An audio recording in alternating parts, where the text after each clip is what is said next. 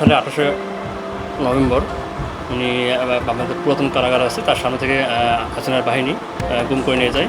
আজও তার কোনো তার খোঁজ পাওয়া যায় না, কিন্তু তার ছোট ছেলে, তার একমাত্র ছেলে শিহাব, ও আজকে এসএসসি পরীক্ষায় ভালোভাবে উত্তীর্ণ হয়েছে। যে খবরটা আজকে রেজাল্ট বাড়ানোর পর্বে মাননীয় প্রধানমন্ত্রী তারেক রহমান উনি তার অতিথি পেশ আজকে রুমন ভাইকে বলেছিল যে কেউ পাস করছে কিনা, যারা কোন খুনে অসহায় পরিবার আছে তাকে পাস করেছে কিনা, ভালো রেজাল্ট করেছে কিনা খোঁজ নিতে। তখনই আমি তাৎক্ষণিক আমাকে শিহাবের আম্মা ফোন দিয়েছিল, তখন জানালাম মাত্র রুমন ভাই আমাদের বললো যে তাড়াতাড়ি মিষ্টি সহ প্রধানমন্ত্রীর উপহার সামগ্রী নিয়ে যা। আর তার প্রেক্ষিতে আমরা বিভিন্ন টিমে আমাদের মুস্তাকিম ভাই এবং লিটন ভাই সহ আমরা এসেছি। আর মাননীয় প্রধানমন্ত্রী প্রত্যেকবারই উনি এই অসহায় পরিবারের জন্য এবং এই গুম খুন প্লাস যারা নির্যাতিত পরিবারের জন্য উনি সবসময় চিন্তা রাখেন এবং তাদের পরিবারের কিছু ভালো হয় সেই বিষয়টা উনি দেখভাল করেন। আর আমরা বিনপুর আহ্বায়ক রুমন ভাইয়ের পক্ষ থেকে আমরা এসেছি এবং আজকে শিহাবের যেন ভবিষ্যতের জন্য আরও ভালো হয় এবং সে ভালো পড়াশোনা করতে পারে, ওর পাশে আমরা থাকবো।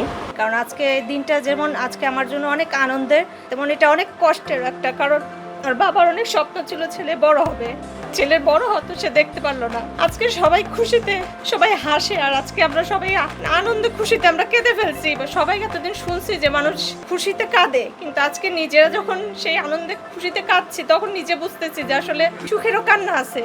কিন্তু যে কষ্টটা আমরা এখনো বয়ে বেড়াচ্ছি, আমরা জানি না আসলে এই কষ্টটা আমাদের কবে শেষ হবে। এবং আমি সবসময় ওকে যেই উৎসাহটা দিতাম যে তুমি পাশ করো, তাহলে তোমাকে তারেক রহমান তোমাকে ফুলের শুভেচ্ছা পাঠাবে, তোমাকে দেখা করবে তোমার সাথে, এটা হচ্ছে একরকম ওদেরকে উৎসাহ দেওয়া।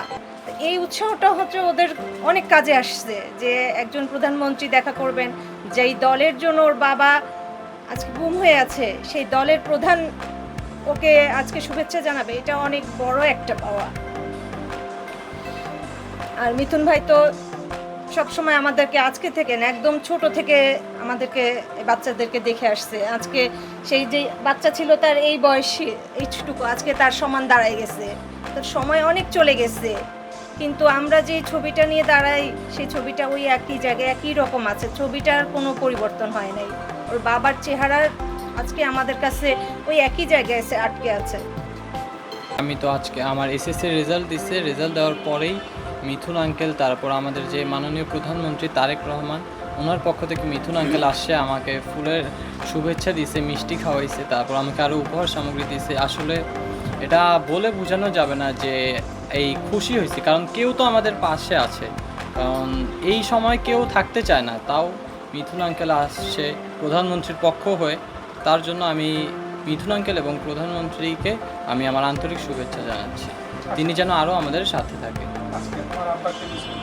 ওইটা তো অবশ্যই আমি মিস করতেছি, কারণ আজকে আব্বু থাকলে হয়তো এই আমেজটা আরও অনেক বেড়ে যেত। হয়তো দেখা যেত বাসায় আর কি মিষ্টি কোথায় রাখবে আব্বু, ওইটা তোলবার লেগে যেত যে এত মিষ্টি আনতো। সেটা আসলে এখন আব্বু নাই, আব্বুর কোনো খোঁজ পাওয়া যায়নি, সেটাই। আম্মুই অফিস করে অনেক কষ্ট করে আমাকে বড় করছে ছোটোবেলা থেকেই। আব্বুর যে নাই, আব্বুর অভাবটা আম্মু কখনো আমাকে বুঝতে দেয়নি। আম্মু নিজের কষ্ট হলেও সবসময় আমাকে আগলে রাখছে, আমাকে কোনো দিন খারাপটা হতে দেয়নি বা খারাপ কারোর সাথে কোনো হবে ওইটার আগেই আম্মু আমাকে সবসময় সেভ করছে।